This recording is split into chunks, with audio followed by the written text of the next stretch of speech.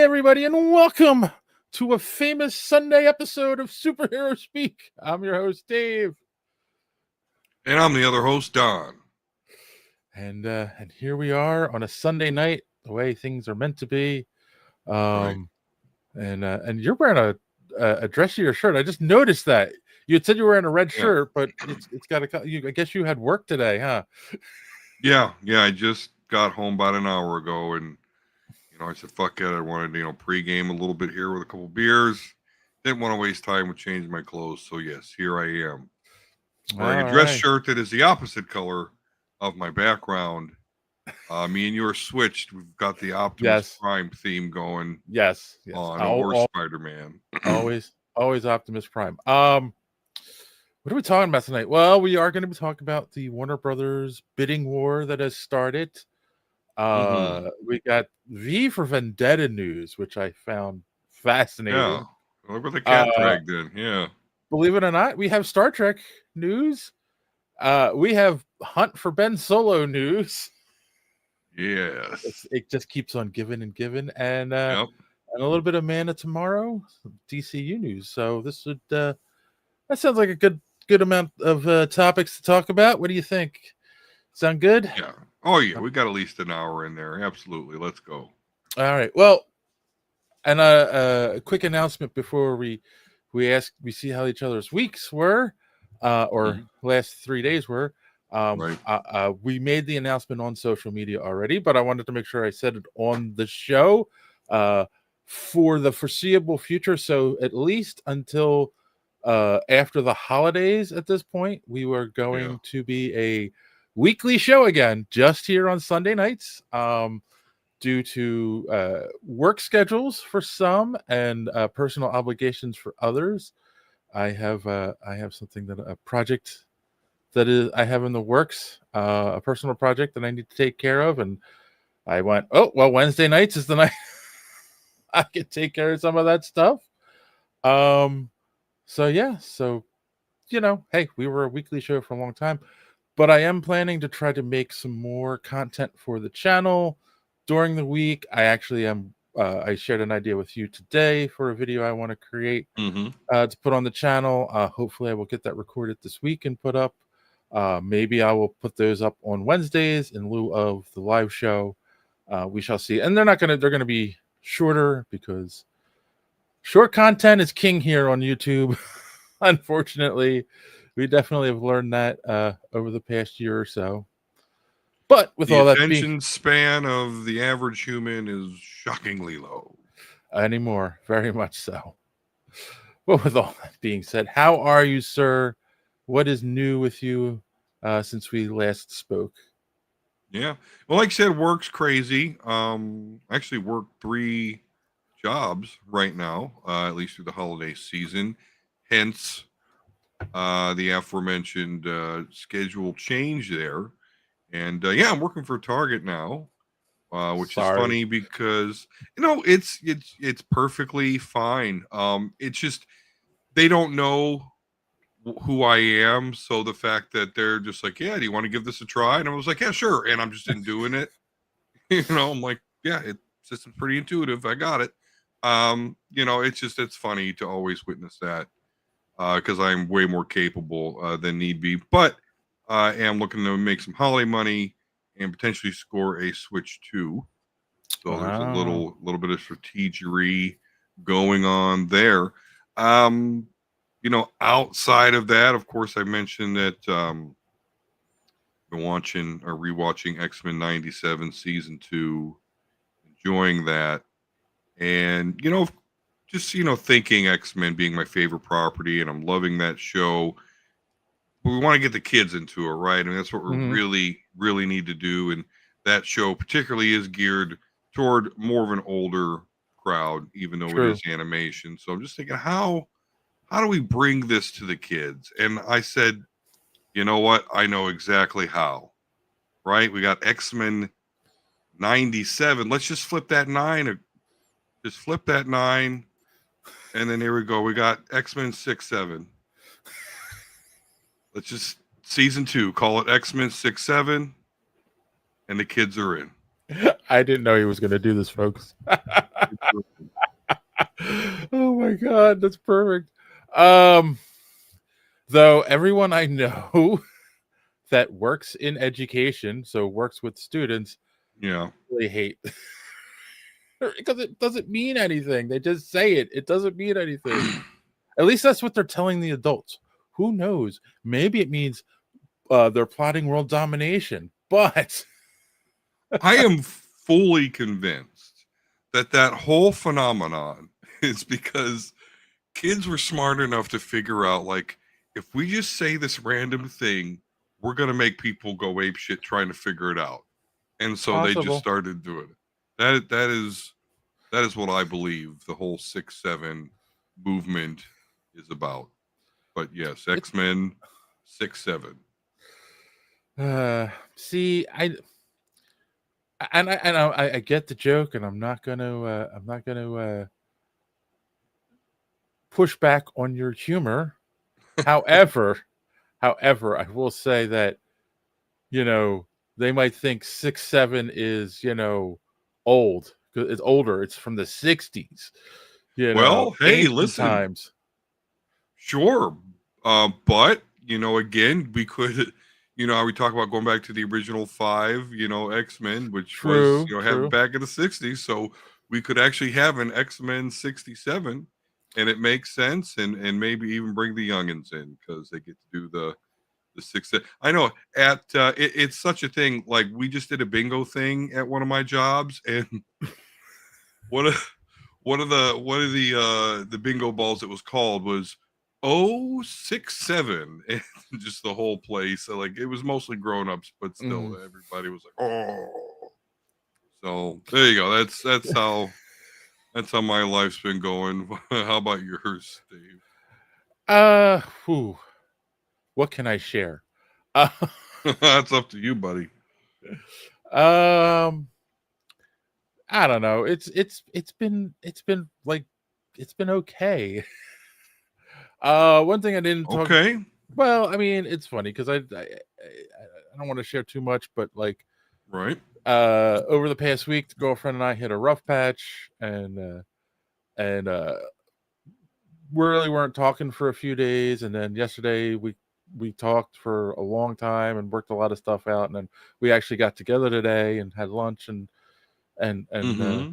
and had a good day together. So things are fine now, but it was just one of those like So what you're saying is a relationship between a man and woman that love each other very much is not a high rise. It's more of a horrifying roller coaster of ups and downs and spins it's around, and complicated, will I I mean, live through this? it's that's the thing I have learned since. And I'm not saying that my marriage wasn't complicated, but Yeah. when you're married and you have kids together, um, and you've built the life together from when you're young, you have the same exact goals and trajectory. When Yeah. you're then now middle aged and you meet someone and you start dating again, they've built a life and you've built a life, and it's trying to make those two lives work together, and you both have massive baggage. You can't meet anyone our age who doesn't have massive baggage in some way. Yeah. Um, so it comes up every once in a while and it causes issues, and you just gotta like learn to take a deep breath and talk it through, and what are the next couple of logical steps, that kind of thing. Yeah. So Yeah. Yeah. that's my advice. If you're in a relationship and you hit a rough patch, don't just walk away, you know, take a deep breath and try to talk it out, because especially if you're with someone for a long time, it's been 4 years, you don't just walk away from something like that. It's stupid, you know. Fortunately, we're in a world where everyone's me, me, me, me, the me, me, me, me, me, me generation. Mm-hmm. So yeah, don't be that way because it's not good. Where meme So comes yeah, from. MEME, right? yeah, there you go, there you go. So yeah, that was my week.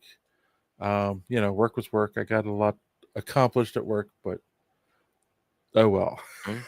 It's just work. I guess I win. I think I win. I think my week was better then. I guess at this point. There you go. Win. You're making Right. money. Wow. You got no fights with the wife. Sounds like you're a winner. Let's not go that far. Or are you a the wiener? Christmas sale is out. If you're of course this is a Cleveland thing, so but anyway, it's good stuff. Hey, Kassan, what is up? I guess you're not watching the Eagles game. Yeah, I'm not watching. No spoilers, unless they're winning. I've completely checked out, as is with standard operating procedure as a Browns fans by this time of year. Oh, you're finally noticing. Yes, I've had an look upgraded. At that. I've had an upgraded camera for at least the last 3 episodes. Yeah. Good eye, Kassan. Yes, we are now fully stream. I'm now fully streaming in 1080 because we stream on multiple platforms. So the highest we can do, you can only go as high as the lowest platform. So we're 1080 right now. But if YouTube exclusive stuff, I can do higher resolution. So I will probably do that. So yeah, that is part of what I'm trying to do as well, is invest more back into the show so that we can grow more, get more subscribers, get more better equipment. We're almost to 75,000 subscribers at this point. So thank you for all who have subscribed. Thank you for all who comment on our videos and watch them. We greatly appreciate you.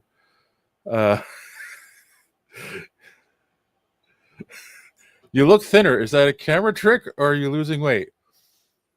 A little from column A, a little from column B. It's also that I have my hair pulled back, so it makes me look thinner as well. But yes, I have lost a little bit of weight as well. I've been walking 2 miles every day. So, all right. Well, with all of that nonsense out of the way, I think it's time for us to find out where you can get more superhero speak. And who else can do that other than Darth Don? Darth Don here. And you must subscribe to Superhero Speak if you haven't already. And if you have already, make another account and subscribe again. You also will like this video. And while you're on the HoloNet, go to superheroespeak.com. Find the links to our merch and purchase one of our shirts. Don't skimp on the shipping, or else I will trap you in a box with an agitated gundog named Brie Larson. I would just force lightning you, but we don't have that in the effects budget. Now, back to the show.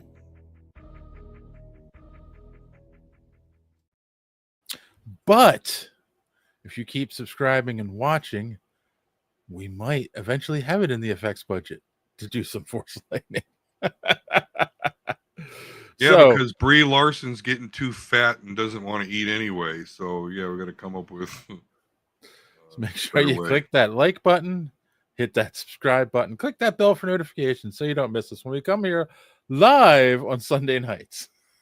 And she's been busy with a voice acting job. Yeah, we talked about that on Wednesday. Yeah. All right, some news. Let's. Oh wait. I'm sorry. I have to do this, right? Otherwise, you'll be upset. That's the new rule. That's correct.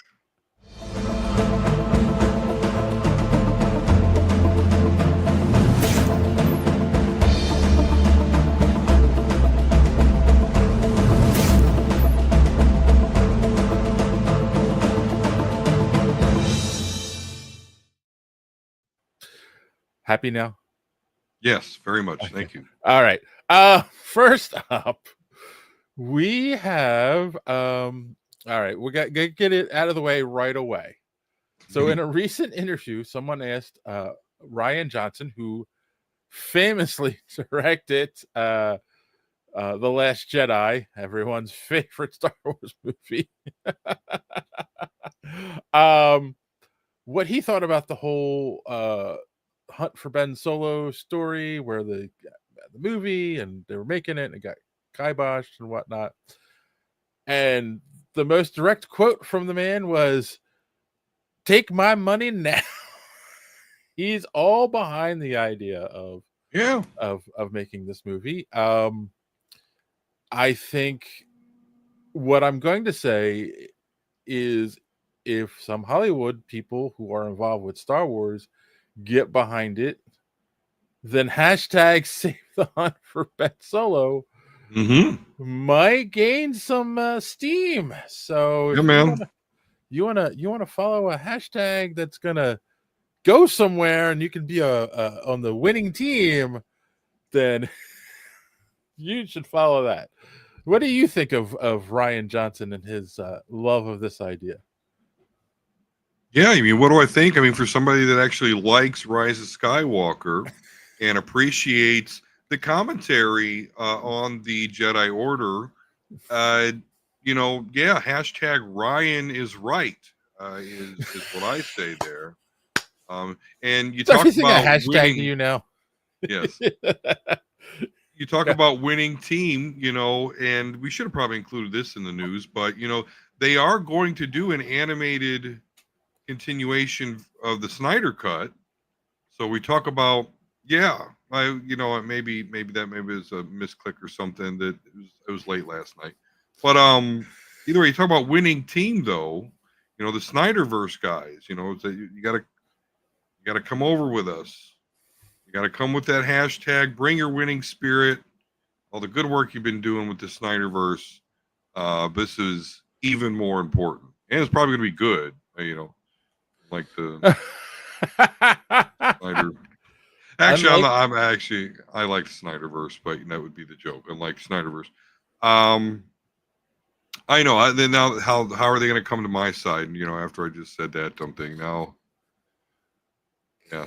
Anyway, actually, I just did a quick search. It's a rumor. There's nothing official about continuing the Snyderverse. Well, I have my anonymous, unannounced, unverifiable sources that they have said there's a good chance that the Hunt for Ben Solo will be made. That is what the anonymous sources have been telling us. Hashtags save the Hunt for Solo is blowing up on the social medias. And that is where absolutely blowing up. I mean, seriously though, Dave, do you think this will actually happen? I think it hasn't lost steam in a couple of weeks. So you would expect something of this nature, just to lose steam. People are jumping on.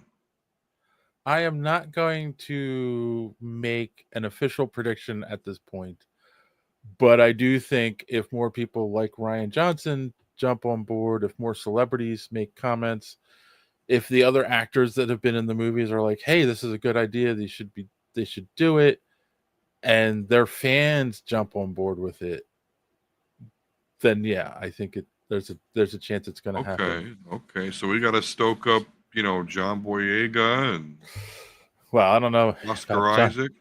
John Boyega. He has said a lot of interesting things since the movies have ended. Hey, Frosty, what's up?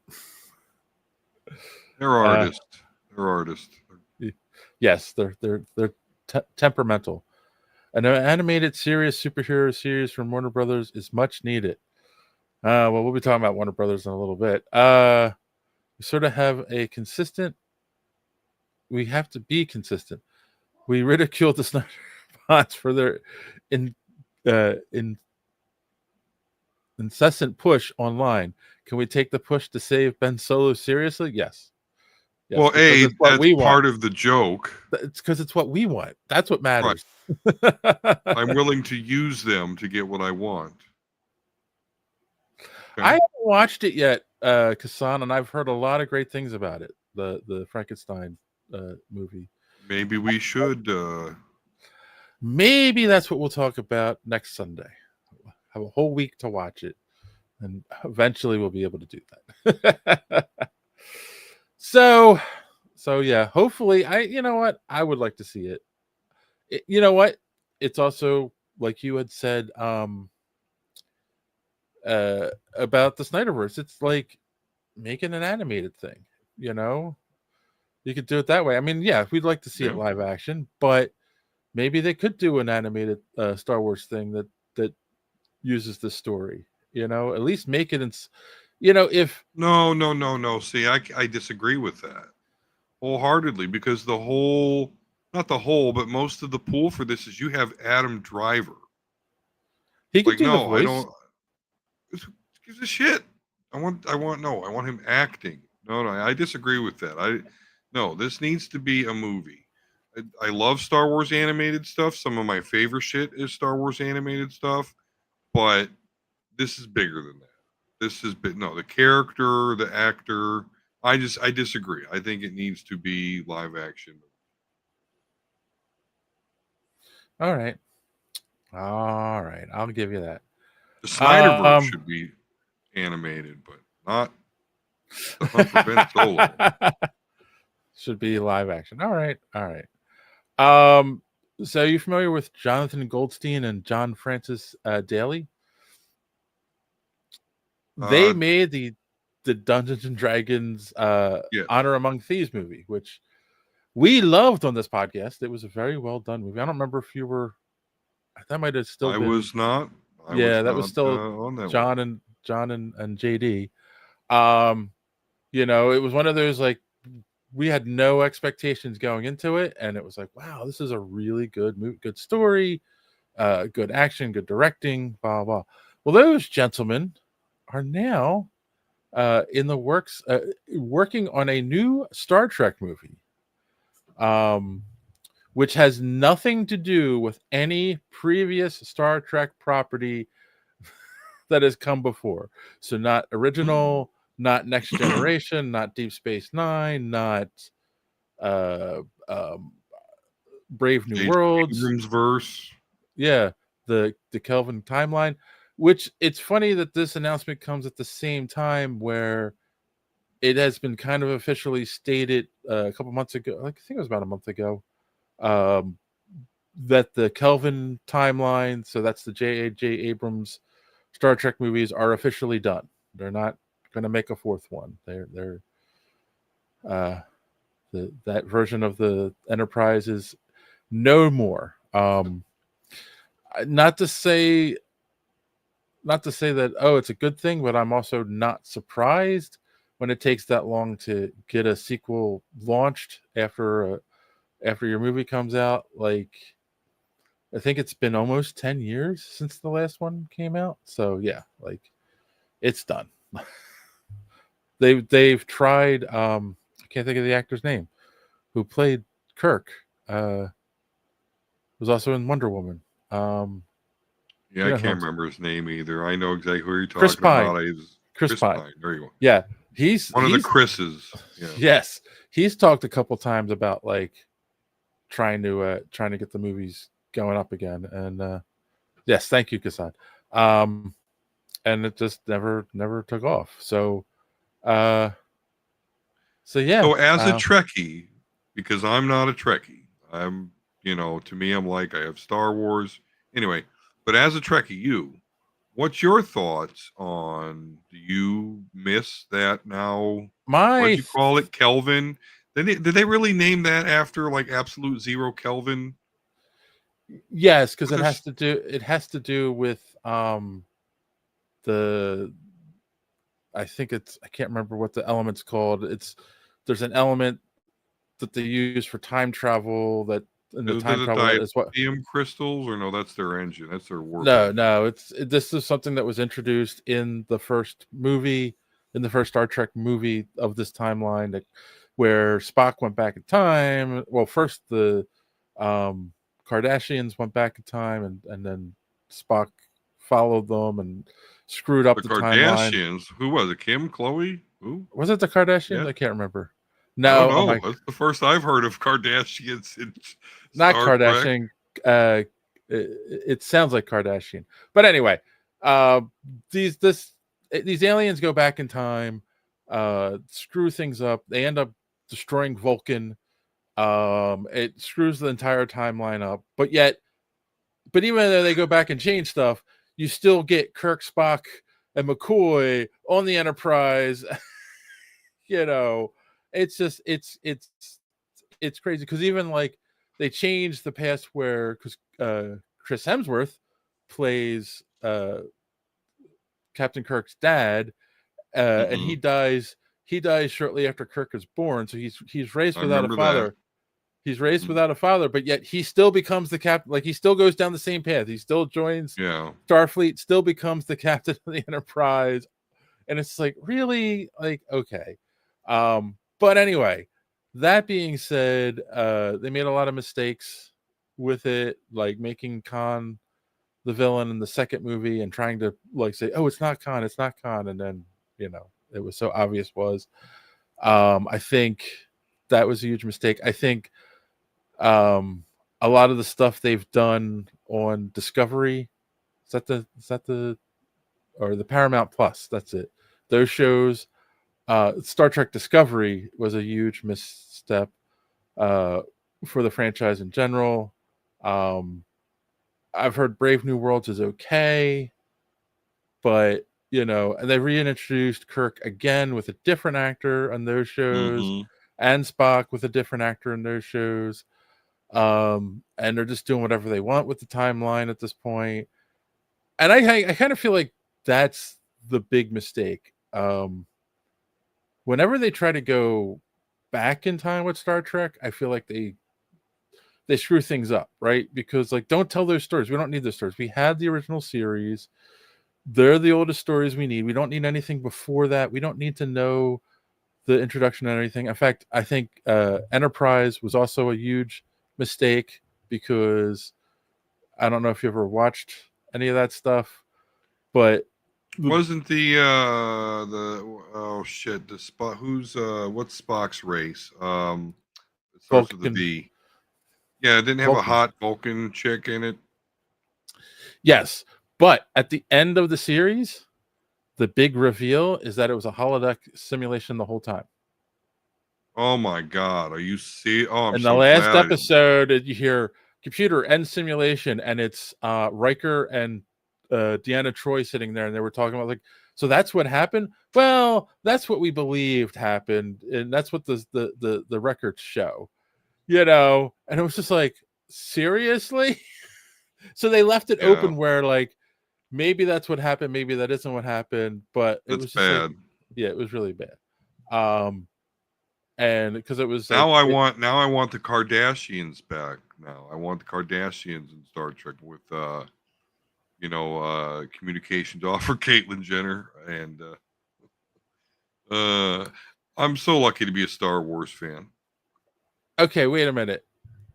That's it. It was Romulans in the first Star Trek movie. I don't want to see the Romulan War set up by Enterprise. I don't know. I think going back in time has been a big mistake. I think, like, I had said this years ago, and I said this when they finally announced they're doing Starfleet Academy. I think that's what they should have done, because they can keep changing the cast out. They can have like a couple people that are there all the time, the teachers and staff, but then you can have students that are come and go, and you could do different interesting stories that way. And so I don't know if we're going to get that with the Starfleet Academy show, but we'll see. We also have he's been threatening for years now. Who's the director who did Kill Bill and Quentin Tarantino. Quentin Tarantino has been threatening for a while now to make a Star Trek movie, an R-rated Star Trek movie. It's going to be, apparently he's saying it's going to be his last movie or one of his last movies. He's had this idea for a long time. It's like, okay, no. Right, like that sounds horrible. An R-rated Star Trek? I mean, seriously, Quentin, we don't need to know any of this. In fact, I don't remember asking you a goddamn thing. Use his own movie against him. Yeah, that's right. Um, Cross or whatever. Time travel and multiverses are always a mistake. That's one thing I really love about the Star Wars universe. Or there's no remakes, there's no time travel. I mean, there's different eras, in the timeline of Star Wars, but there is only one canon.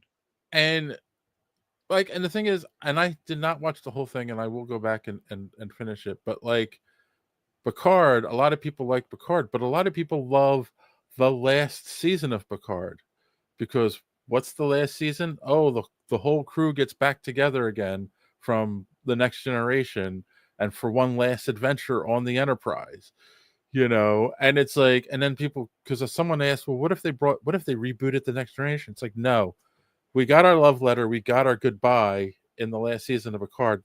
It's done. Like, don't do it again. Don't revisit Voyager. Don't revisit Deep Space Nine. Like, we need something new. We need a new ship and a new story, like, and remember your strengths, like, yeah. I feel like they're trying to be woke with Star Trek, and it just doesn't work. And I'm not saying Star Trek isn't woke, because it's always been on some level, but not in your face. Yeah. About it, one of the best episodes of Star Trek is the original series. It's this race, they're monochrome, half white, half black, and I can't remember, they're like black on the right side and white on the left side or something like that, but somebody is born that is the reverse of that, and like they're prejudiced against him, and like, so they did an episode about racism and prejudice without making comparisons to Earth in the 60s that was going on, because again, it's also why the X-Men worked in the time. Like, yes, it was a book about prejudice against mutants, but they weren't in your face about like, oh, we're telling you racism is bad, where now they do it and it's like, they're in your face about it, and it's just like, no, that just doesn't, like, that's not clever writing, Sure. Oh, wait. And whether you agree with it or not, it does isolate your audience. Lower Deck was actually the best Star Trek series. I have not watched that. I guess I should. I've heard people say that what was the one Seth MacFarlane show? Do you remember that? He had a sci-fi show. It was on the Orville. Frosty mentioned the Orville. Oh, Frosty mentioned it. Yeah. There you go. Yeah, I've heard a lot of, and I did watch the first season of that, and a lot of people have said that the Orville ended up being the best. It looks interesting. I just never gave it a chance. So, so Kassan, wait, we got a multiverse in Star Wars Ahsoka. I don't agree that that's a multiverse, and I believe you're referring to, what is it called? It's like In Between Worlds or something like that. I can't remember the exact name of it. No, I don't agree that's a multiverse. I mean, if you've got like an Anakin that comes to the canon universe, and starts manipulating shit, or, trying to save himself from falling to the Sith, like, then I'll say, like, we've got a multiverse. But, and that place in between worlds, like, that's not something that like anyone can do. That's like a chosen one, Anakin Skywalker, Ahsoka, Jedi, Force, mystic shit. So I don't agree. That's like saying being Force Ghost is multiverse, and it's not. So I you know what? I said this in when Endgame came out, and I still stand by it.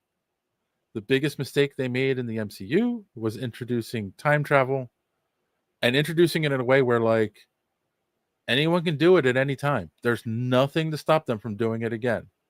Right. Trying to do the cop out or whatever.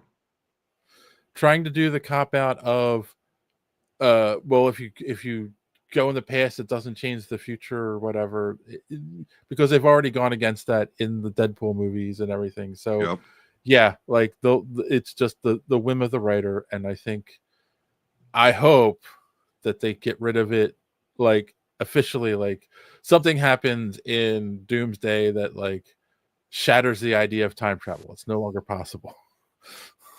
So Yeah. yeah. Long story short, I liked these guys. I really liked the Dungeons and Dragons movie.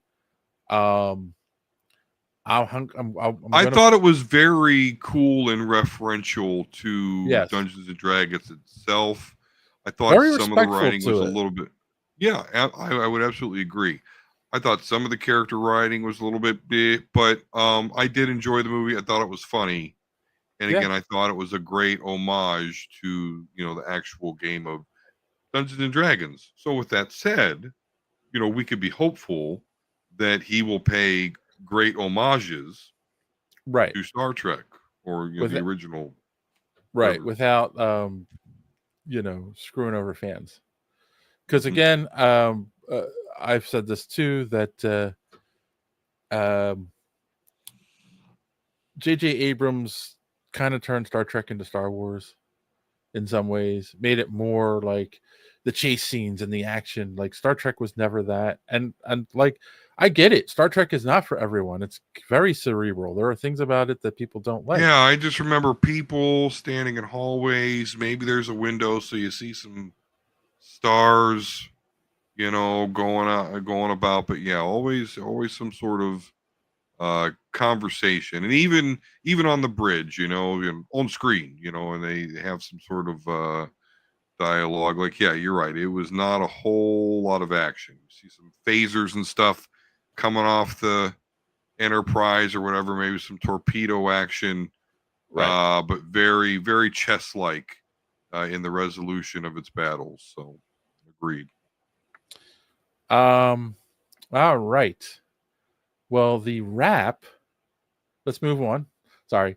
Let's move on a little. We're gonna. I think. Hold on. Let me check something here. Yeah, we're gonna talk about Warner Brothers, DC, and HBO for the remainder of the show here. So let's start off with the Wrap has learned exclusively production of the Man of Tomorrow has actually begun in Atlanta, or no, it's set to kick off in April in Atlanta, and they have learned that yes, the villain of the movie will be dun dun dun Don. I mean Brainiac. Ah,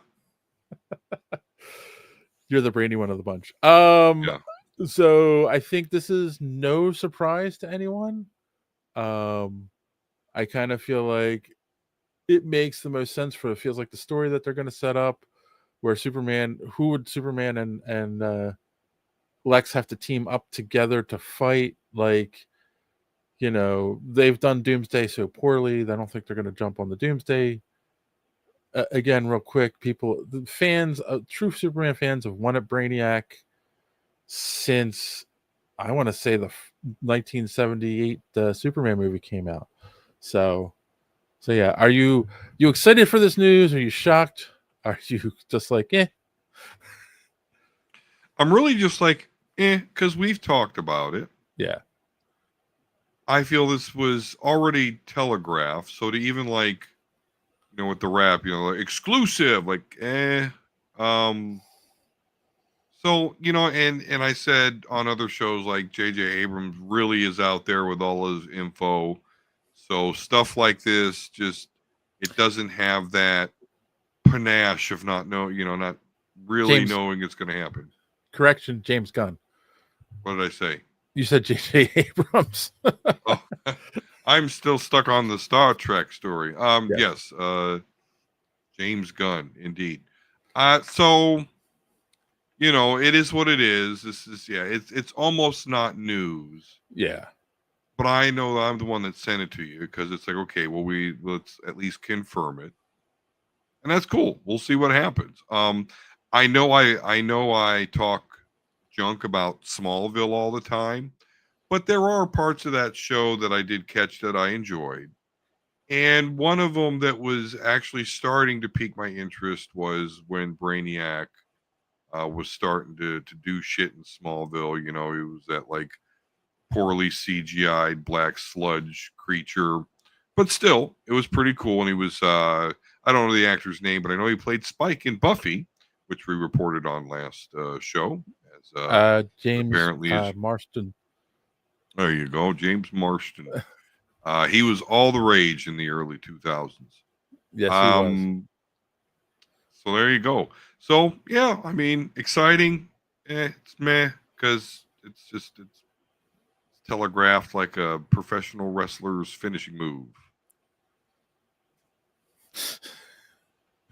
Yeah, no, you're right. I mean, it was very obvious for a long time. So Kassan and Frosty are having a great conversation. You know what, guys? We don't mind you. You know your comment. We love your comments live, and of course we like to address them. But also remember, link down in the description below. Join the Discord, and you can have these conversations all the time over there. I'm trying to start pushing that again because it's been a while, and I think Yeah, I know. When I get some more time, I gotta start back streaming on there and yeah, hanging out. you're working like 5 jobs. So Well, hey, let us free time. get us to 100,000 subscribers, and There you go. And then you could let's make get some this one of your super chats. jobs. Right? Yeah, you could maybe quit 2 of your jobs. We'll see. Maybe.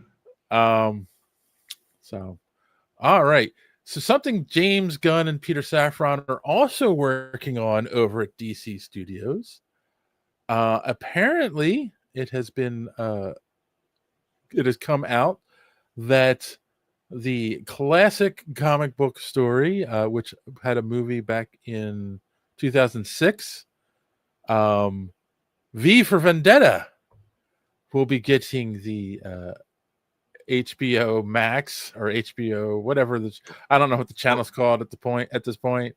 Whatever it's going to be called when whatever. this sale that we're going to talk about in a little bit goes down. Yes, we'll be getting a series on there.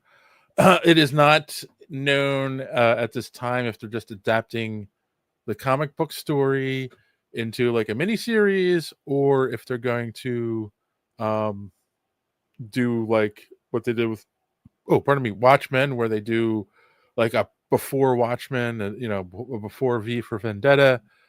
I kind of feel like maybe there's a little bit of look at the political climate in the world today, so let's make a movie about a group of freedom fighters, quote unquote, fighting against a quote unquote fascist government, which is in what England. The story is in England. Yes, well, in England, but who knows? Maybe they'll change it. We'll see. Yeah. Though I just give I can't think of his name, the writer, Moore. Just give him more. Alan Moore.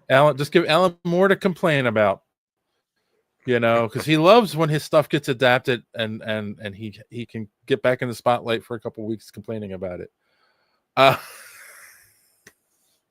What do you think? Are you excited for V for Vendetta miniseries, or do you think the comic said everything it needed to, the movie was well done, and that we don't need any more? Yeah, I remember watching that movie. I was a fan of Hugo Weaving.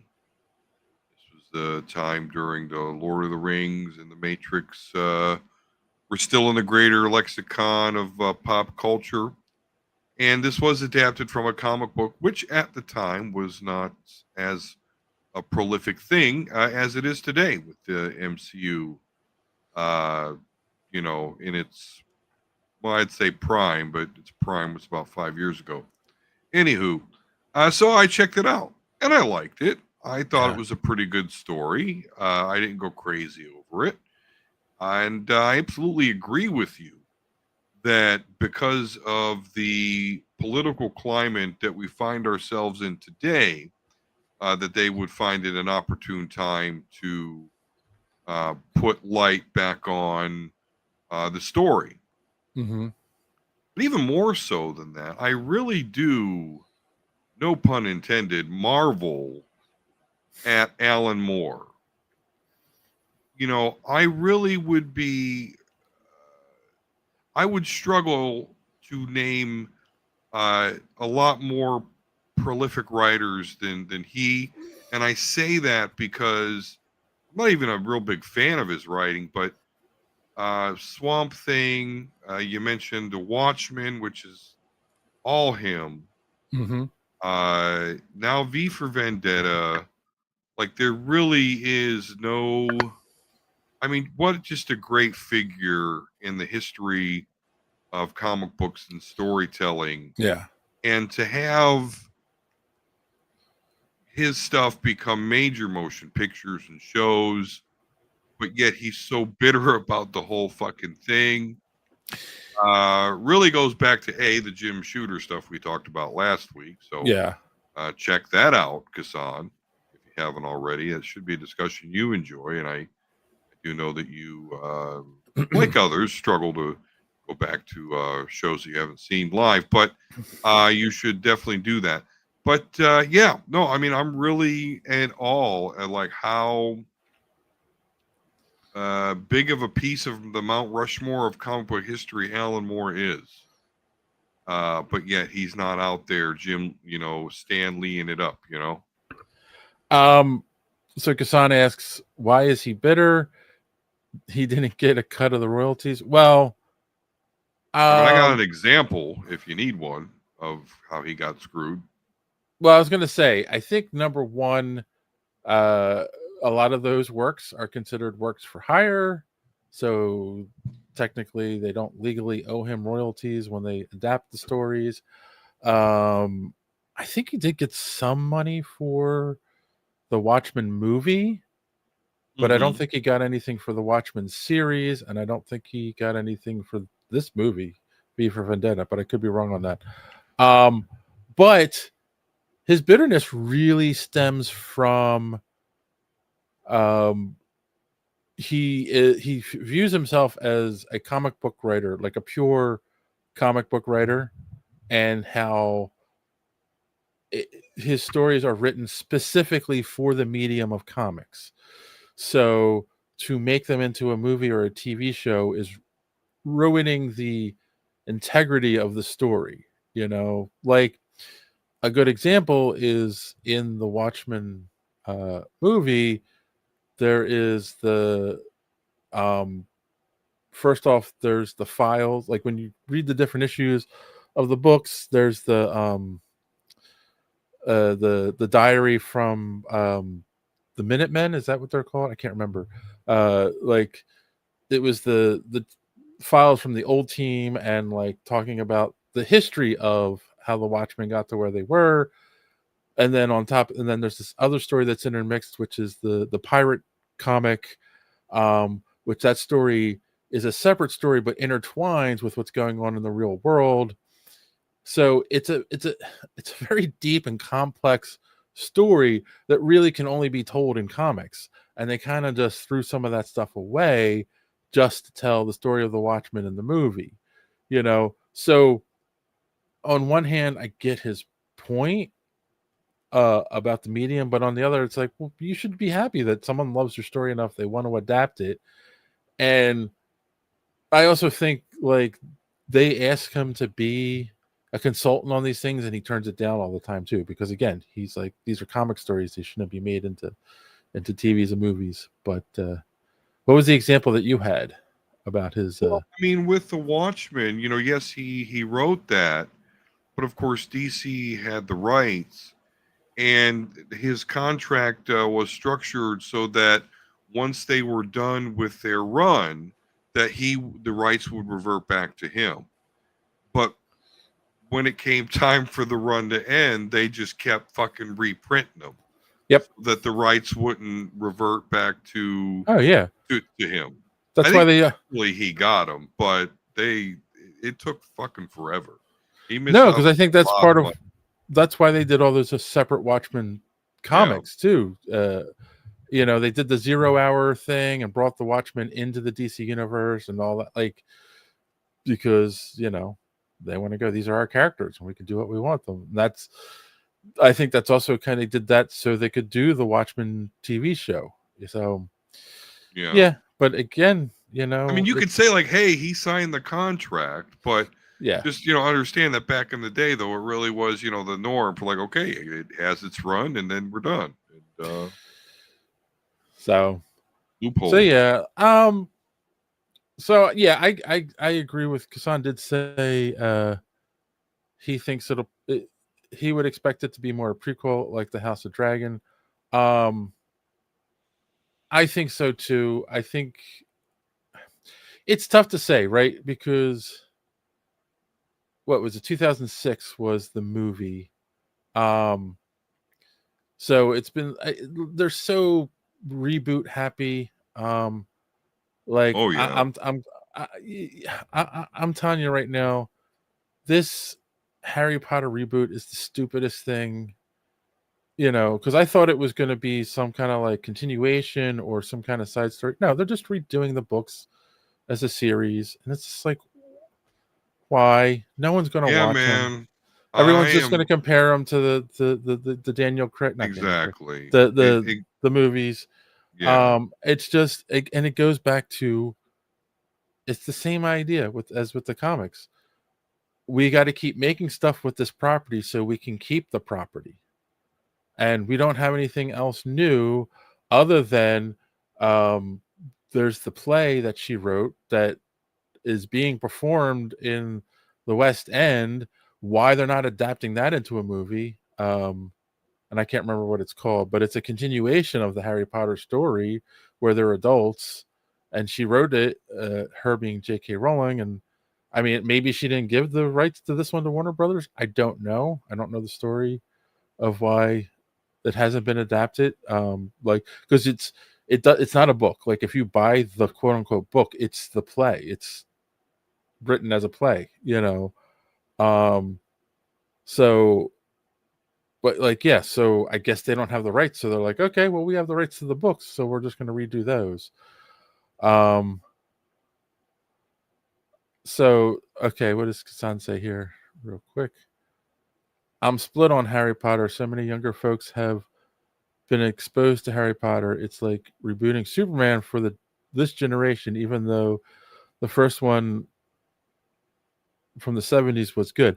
Yes, but Kassan, I think the other difference here is that the last Harry Potter movie came out, what, maybe 10 years ago at the most? I don't remember. So it's like, it's not even like you're talking, it's been a couple generations. Like, that's my issue with these reboots. It's like, it's not been long enough to reboot it. Like, give it a little time, give it a little breathing room, but you're so worried about holding on to the copyright that you're just going to make the series that no one's going to care about. I really don't think they're going to, but that's just, that's my opinion. I'm with you. I mean, I'm not a Harry Potter fan. I don't know nothing about it. But what worries me is, like, I don't want them to do this to Lord of the Rings. Like, the Lord of the Rings movies do not need to be remade. Thanks for making me feel old, eventually. 15 years ago, Dave. Yeah. A generation, though, I think is 27 years. So yeah. Like, I don't ever want to see anybody be Gandalf other than Ian McKellen. Yeah. So I don't know. I'm surprised there's not more of an uproar with this. Particularly with, Harry Potter is public enemy number one because of its writer. Harry Potter's not.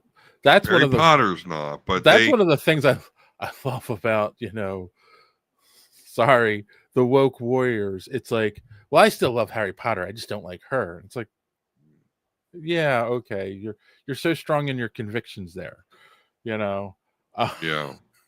So I don't your think iPhone.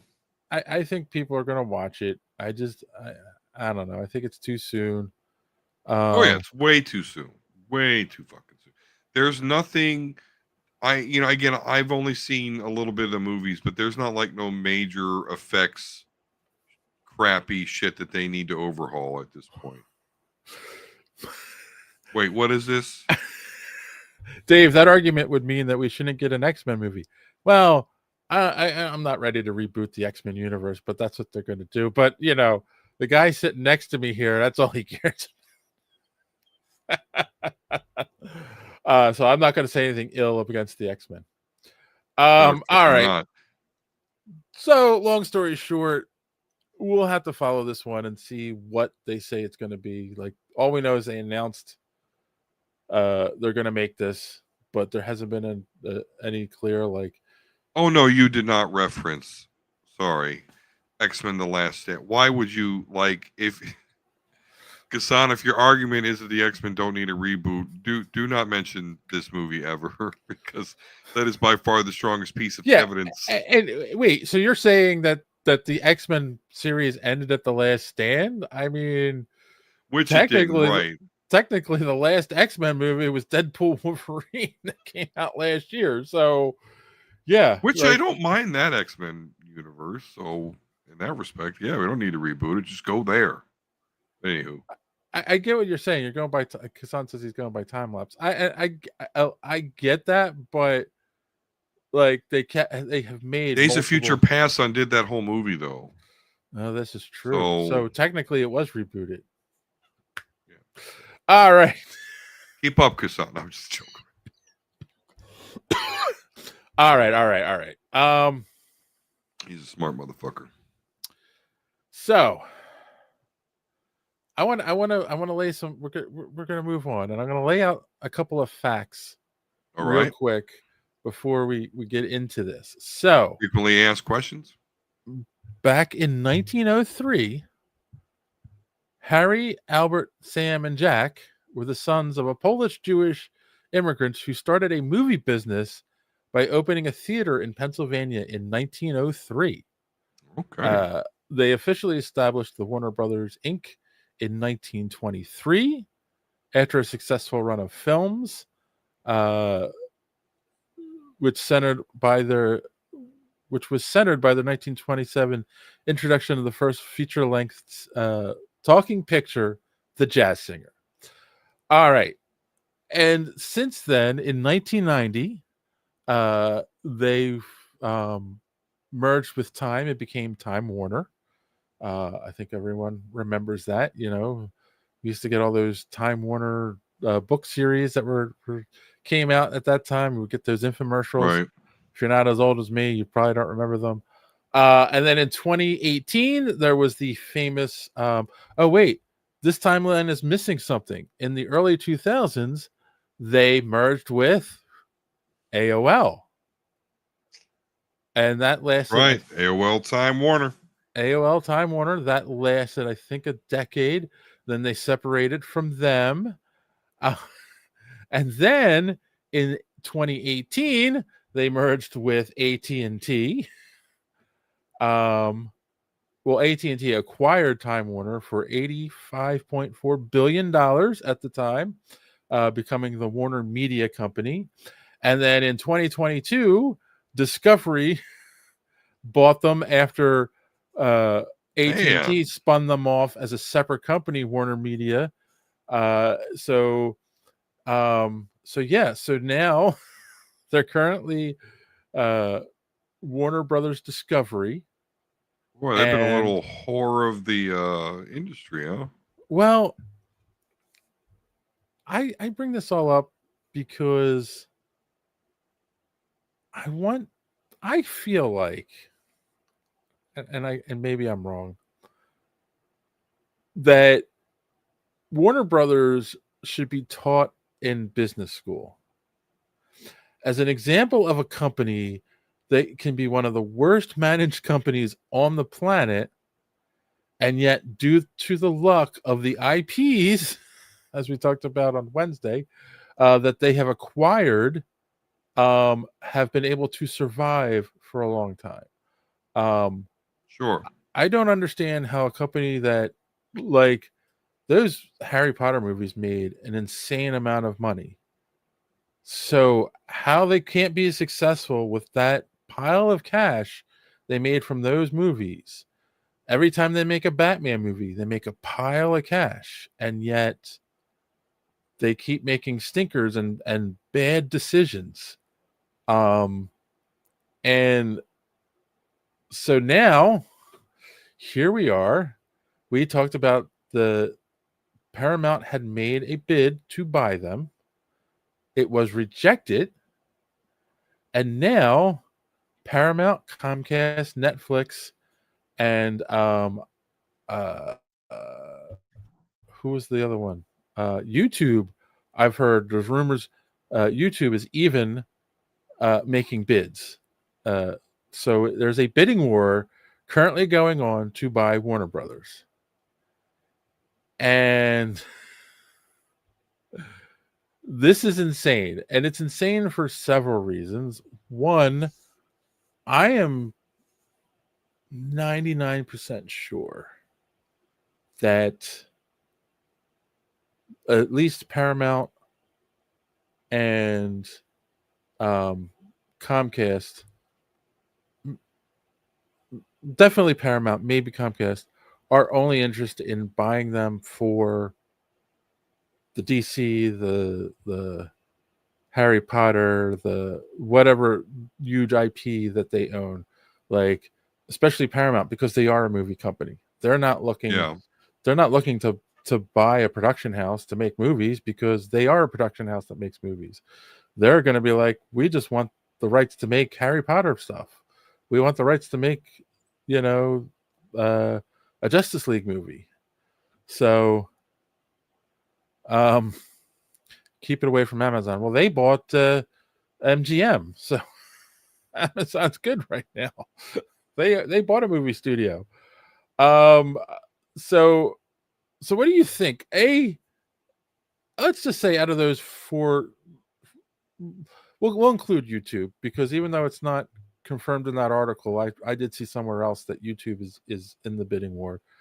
Out of those companies, so that's Alphabet technically. Out of those companies, who would you like to see buy them, or would you like them to stand strong and stay, their own company? Well, I think it's all very inevitable. I mean, we're seeing a literal incursion of media companies smashing, together to form new, bigger conglomerates. But who do I want to see? Well, yeah, to me, from everything I've read, the biggest hitters are Netflix and Paramount and Comcast. I guess I'm voting for Netflix. I think Netflix has the better platform and is in a unique position to have the biggest amount of market share.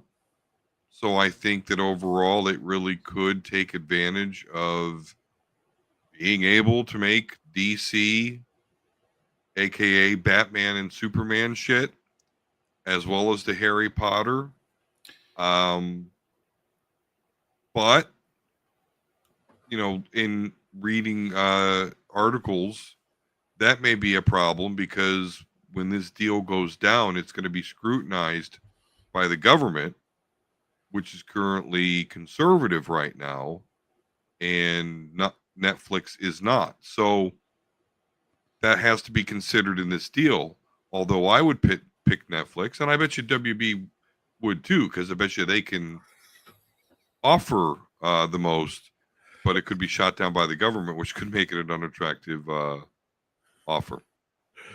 Kassan says, Netflix, it ruined The Witcher. I don't trust those hippies. Case in point. I don't disagree, but I also kind of feel like, was it Netflix who ruined it, or was it the production team behind The Witcher that ruined it? Because and it's whoever allowed that production team to ruin it. Why did I still, maybe I'm wrong. I think we still don't really know why Henry Cavill walked away. No, we know From it. why. We know absolutely we know why. Is it? Because he's a stickler for the source material and they wanted to deviate too much from it. So he said, fuck it. Seems like I don't know. I feel like he could have fought more to keep it. I feel like all right. I'm not. I guess we got to invoke his name. Alphabet did put a lot of money into Trump's pocket. This is true. But that's, companies do that because they don't want to have antitrust lawsuits brought against them. And Alphabet is definitely a monopoly. I'm sorry. Yeah. Sorry, YouTube overlords, but you guys are a monopoly. To course correct it, never did. Yeah, but I also kind of feel like here's the thing. I think if Paramount bought them, they're a studio with suits, and they're gonna do. They fucked up Halo. Fuck them. See, here's the problem. And Paramount has screwed up Star Trek. We just talked about that. Yep. Like they've royally screwed Star Trek over the last few decades. But the thing I was going to say is, I also feel like they're a movie house and they're going to make a lot of decisions. I feel like that's Warner Brothers' problem has been is that they've been bought and sold and have had so many suits running that place at different times who have just like we talked about on Wednesday, where you got your widget factory and these guys come in and they're like, well, you know what, I think we should stop making widgets and start making plidgets. Yeah. They're the future.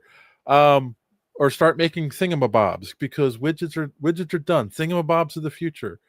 Everyone wants thingamabobs. What are you basing that on? My neighbor told me that. So I feel like that's how a lot of them make their decisions. And then here comes the whatchamacallit. This is the future. So I mean, like, because here's the thing, right? I feel like when it came to the DCEU, they gave Zack Snyder like total control of that, and he made a lot of bad decisions. Here, because Pinging the resolution on a movie to Martha. Yeah. Like I saw something the other day. So Christopher Nolan, who gave us the Batman Begins. 2 good Batman movies. Yes, 2 good Batman movies. Gave us the best Batman movie for my money. Indeed. The Dark Knight. Yep. Absolutely. But he was also the executive producer on Man of Steel. And he said having Superman kill Zod was like the worst idea ever.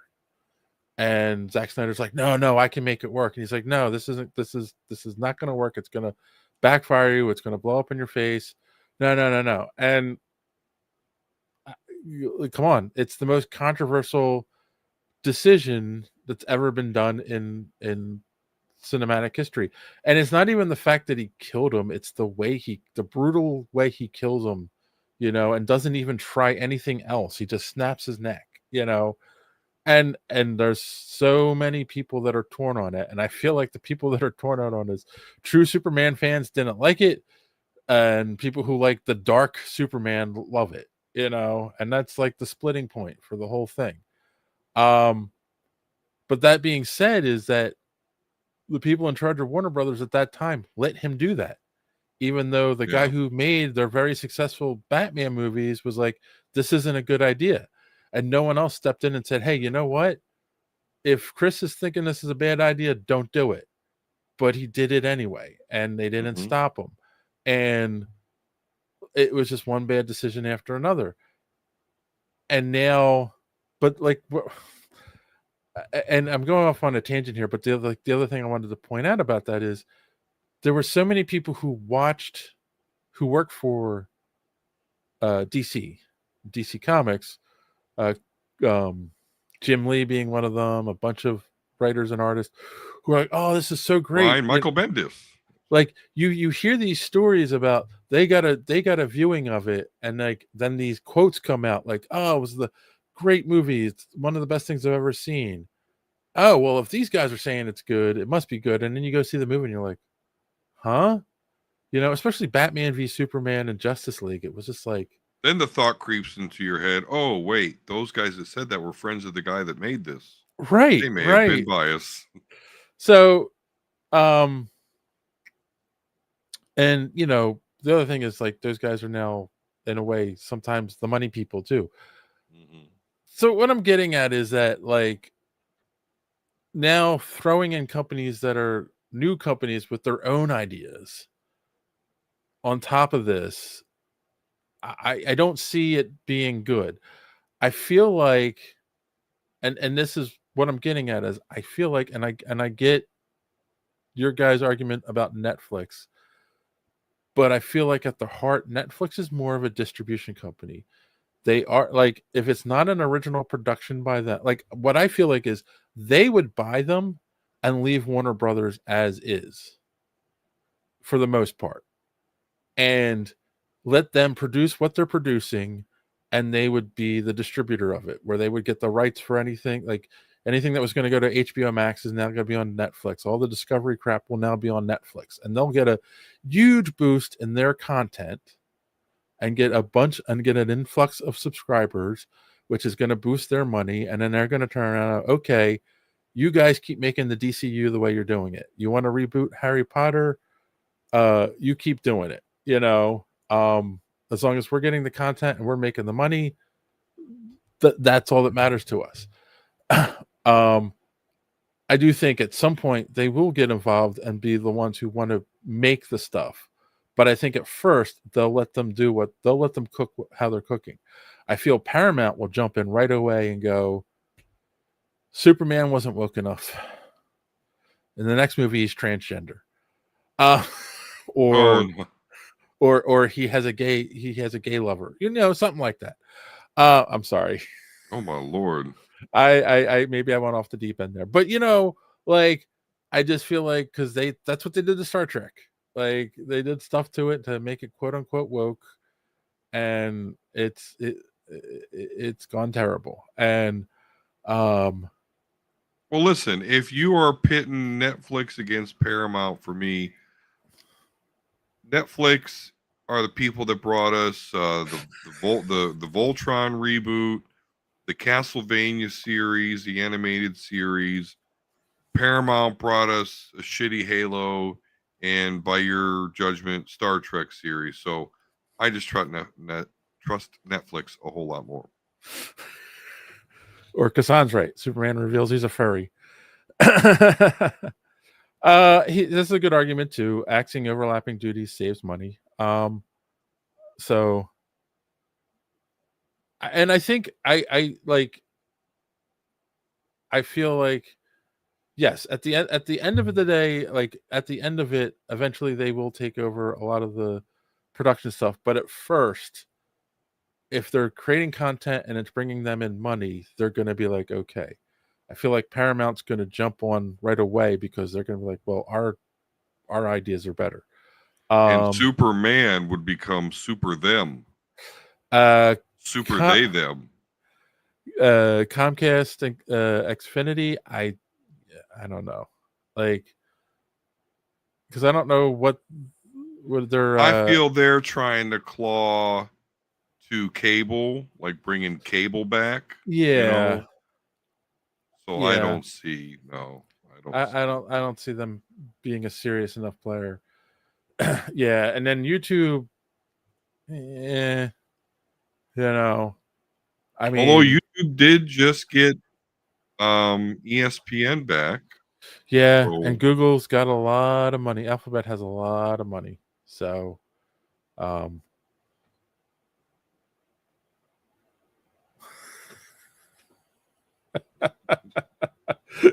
super, don't define me by social norms.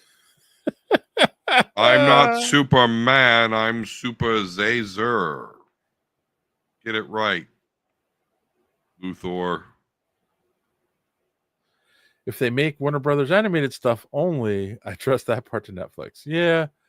We haven't had any good animated DC stuff in a while. I haven't seen it. I have heard Aztec Batman is horrible.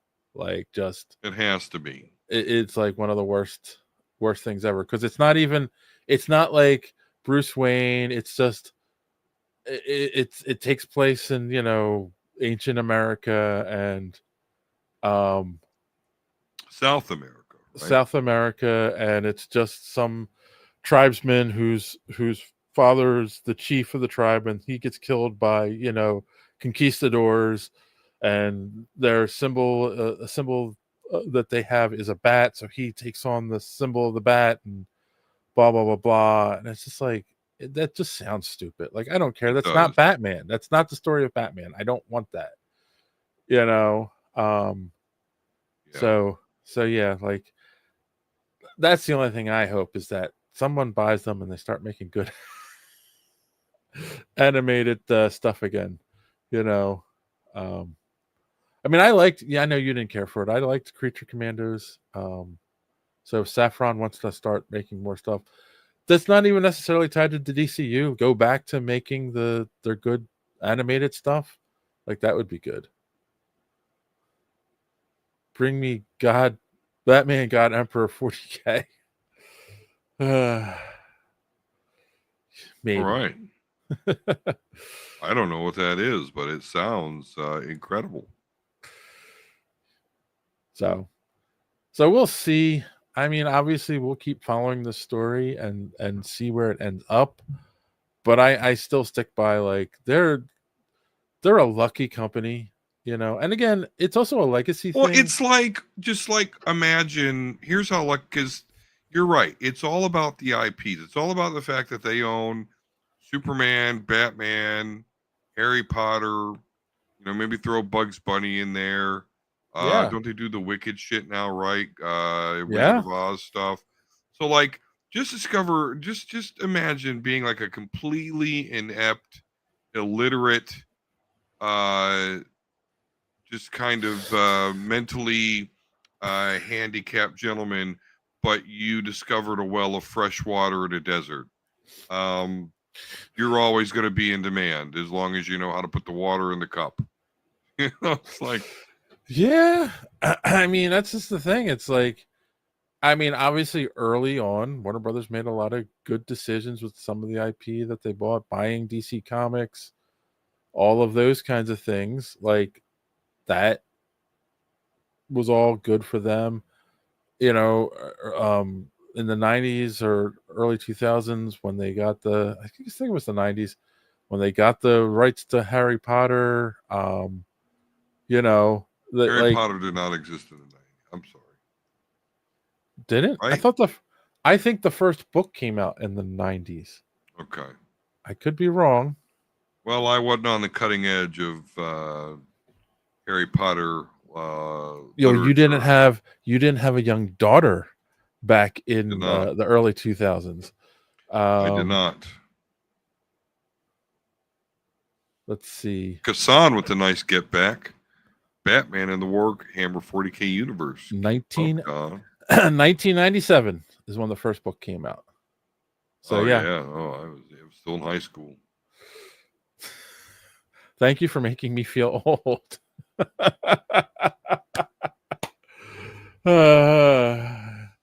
Yeah, no, I had been out of high school. Playing the hell out of my PlayStation after football practice. Those were the days. So yeah, so anyway, yeah. So yeah, I'm pretty sure they jumped on those books pretty quickly back in the day. So anyway, yeah, the lucky company. We will keep an eye on this story. I'm sure, because I know the deadline was soon or maybe just passed. So we'll find out if they accept any of the bids. I think if they reject them all, then it extends the deadline out again. So we'll see. Yeah, they're just pumping up their value as much as they possibly can before they pull the trigger. But again, they do have to factor in, though. Like I said, I know you know, I'm with the Netflix camp here, but there is legitimate concern that our current government won't let that go down because, Netflix is kind of woke-ish and our government not so much right now. Yeah, but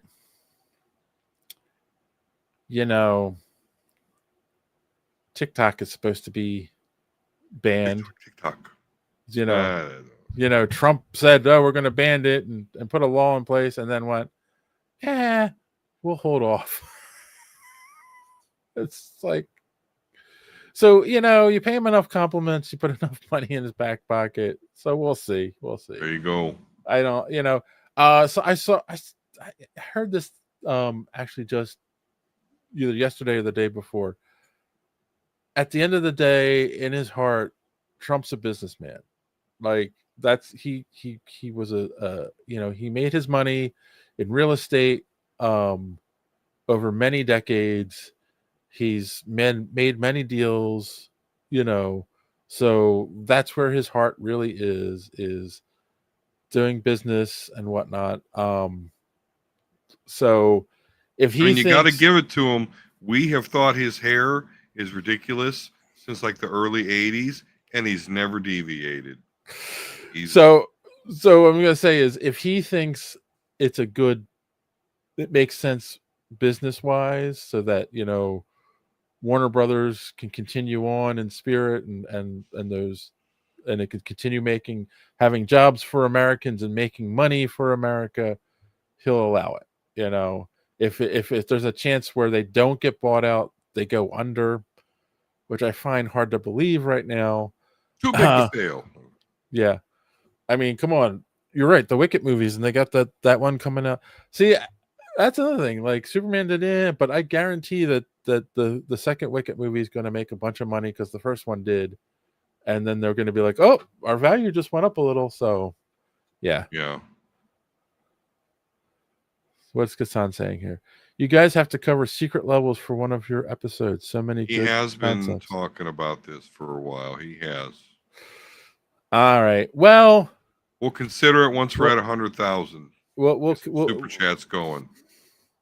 We will consider that at 100,000 followers. We will also consider. I don't remember what the other thing was. What did we say we were going to talk about next week? It was something on Netflix. I remember that much. And there was another Kassan suggestion. It was. I'll have to go back in the chat. Yes. All right. Oh, Frankenstein. Yes. There we go. Frankenstein. Yes, I do want to watch that. So I think maybe Sunday we'll talk Frankenstein. We'll see. But with all that being said, I do think it's that time, Don. We have to ask that question. All right. What did we learn on the show tonight? Tell me, Don, what did you learn? You have any recommendations? What's going on in the mind of Don? I learned from Dave that if Paramount buys Superman, he will be transgender with the name of Super Zer. Super Zazer. I learned that from Dave. I recommend, yet again, third or fourth show in a row, X-Men 97 season 1. Seriously though, today I just got done with the Names Gambit Mon Ami Remember It episode, and when Rogue discovers his dead body, I still felt the emotion and got misty-eyed. Such a good episode, such a good show. So nothing out there is as good as it. So just watch X-Men 97 season 1. And I do hope that again Disney takes my advice and they bring X-Men, to the kids. Bring to the kids. Give them what they want, and let's go X-Men 6-7. There you go, season 2. If we don't at least get a 6-7 joke in the next season, They Yeah. missed the mark. So What would is it it, make sense? 1967? Oh no, the 9 is just turned around. You know what though? I will say this: like, it's a show that's supposed to take place in the '90s, so it doesn't make sense to reference something from nowadays. But Look we'll at see. how shitty of an artist guy I am. Look at that. That is just. Look at that. That is bunk. But anyway, it does the job. Not to support AI, but you could have probably uploaded that in like Grok and say change the 9 to a 6, and Is that how you do it? Yeah. I don't know. I just heard about some AI robot that tried to kill a dude before he could shut him off. So I don't know about me and AI. Oh, and shoulder width apart. I think you can also do it in. I think it's Gemini is Google's AI. So anyway, what did I learn? I learned that I need to keep my big mouth shut, and it's going to get me in trouble one of these days. I no offense to anyone out there. Just Paramount has made a lot of dumb decisions with Star Trek. That's all I meant by that. Recommendations. I'm going to recommend that if you haven't done so yet, please hit that like button, click the subscribe button, hit that bell for notifications so you don't miss us when we go live here on Sunday nights. We are on the push to get to 100,000 subs. We are about 25K away. We would love to hit that before the end of the year. So, yes. Come on, look at that! Look at that art! Isn't that 100,000 subscriber worthy? You know what, Kasan? You asked about when are we going to talk about Epstein? I have thoughts on it. There might be a members only video coming up where I'll talk about it. But There you you gotta be a member to see it.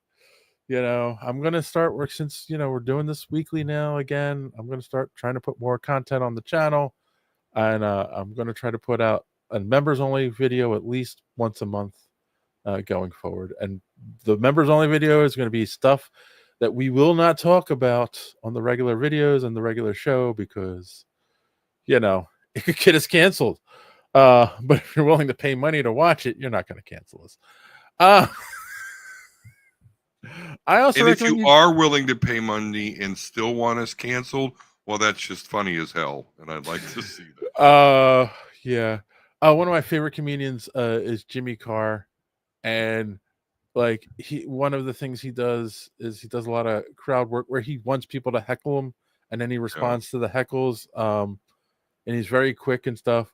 But like one of his comebacks all the time is it's like somebody will make a comment and like, oh, when's the comedy start, or about him not being funny, and it's like that would work better if you didn't just pay $22 to come in here and see me. Right. So yeah. Who's more foolish, the fool or the fool who follows him? Exactly. I'm also going to recommend go check out Frankenstein on Netflix because we will be talking about. I guess we're watching it. Yeah, we're watching it. Come on. Hey. No, it's pop culture. It's exactly. Whatever. And what was my third Frankenstein, Epstein, Frankenstein. Oh, and we maybe we'll talk about this on the show at some point. I don't know, but I'm hearing a lot of good things about the Running Man, the remake that just came out this weekend. You can watch it on this YouTube's here for $24.99, or you can go to the theater and watch it. I was a little hesitant about it, but our good friend JD, who is a big fan of King and the original movie and the original story, should come back on the show full time. Said it's really good, and so yeah, I think I'm gonna go check it out. The girlfriend's not sure she wants to see it, so I might go by myself. I might take my son. But yeah, I might go see it, or I might just pay for it on Netflix and just tell him log into my account and go watch it. One way or the other, I'll see it. So, hold on. Sorry, it's my girlfriend. So it's a joke. Anyway, but yeah, Or booty call, either one. You no. We both have work in the morning. She had to take her son back to school again. She's on her way home. So anyway, and he better learn how to drive. I think so. I'm sorry. That's not my place to say. We got to 1.5. You know what? Now I'm really ending the show. All right. Well, So no, on listen, that- we're down to one show a week, so I think that's So it good. probably will go a little longer on Sundays because things can build up over the week for us to talk about. Listen, it's either do this, sleep, or work. So listen, when I'm here having fun, I'm gonna hold on Yes, to it a and little I'm bit gonna there, go. Dave. I want to go watch the second half of the Eagles game. They are currently up 13-6. Yeah, fuck So- you and your football teams that win. On that that shit. note, boys and girls, as always, thanks for watching. Don't let your cape get caught in the door. See you next Sunday. If you haven't done so yet, subscribe. It really keeps this podcast alive. Smash the like button if you please. It gives us what we need. Maybe leave a comment or two. It's a really nice thing to do. And what are you waiting for? Visit